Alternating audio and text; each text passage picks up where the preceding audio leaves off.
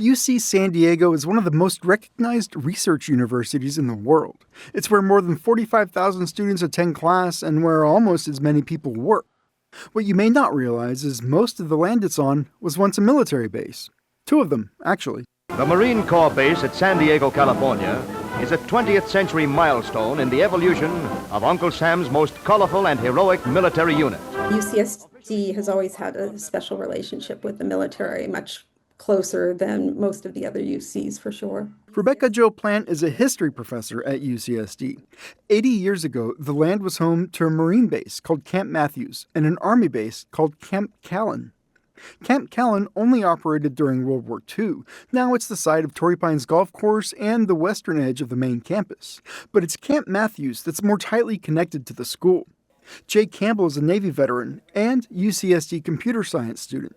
He says he didn't know anything about the campus's history with the military when he transferred in 2 years ago. Not until I got here. And honestly, not until I came to the Student Veterans Resource Center itself. Campbell now works at the Student Veterans Resource Center, where old photos of Camp Matthews adorn the walls. He says most veterans and other military-connected students are surprised to learn about that history. Every time. Usually it's passing pictures in the hallway here. They'll be like, what's that? And we're like, well, it used to be us. And now we're, UCSD. Camp Matthews opened as a rifle range in 1920. Through 1964, more than 1 million Marine recruits marched up from the San Diego Recruit Depot to shoot rifles and pistols. But San Diego was growing, spreading north. In 1964, the recruit ranges moved to Camp Pendleton, and the La Jolla base was handed over to the University of California. What was then the base's main gate is now the site of the new Triton Center. Nestled among the modernist and brutalist buildings of UC San Diego is Building 409. It's one of the last structures original to Camp Matthews. Evidence the Marines were here has whittled away over the decades, giving way to bigger buildings.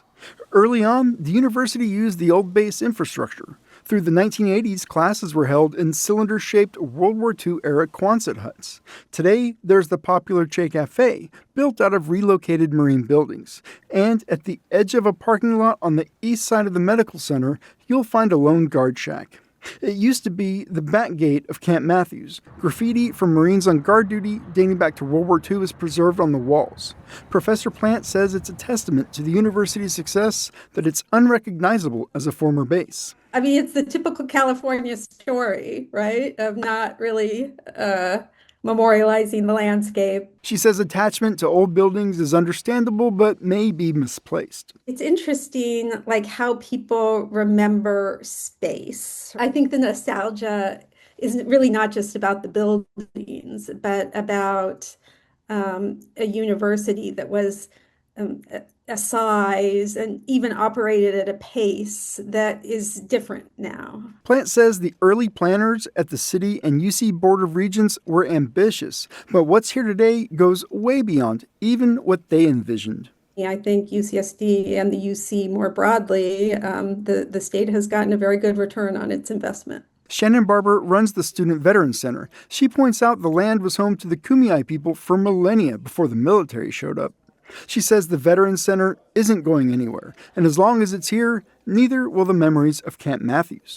I recognize that as campus grows, some things might, no longer be there. Some old buildings might be knocked down, but we have not forgotten, and we will hopefully inform others.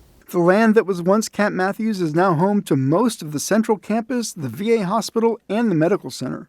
Another unrecognizable remnant, Ridge Walk, through the middle of the UCSD campus, was once the main thoroughfare of U.S. Highway 101. Andrew Dyer, KPBS News.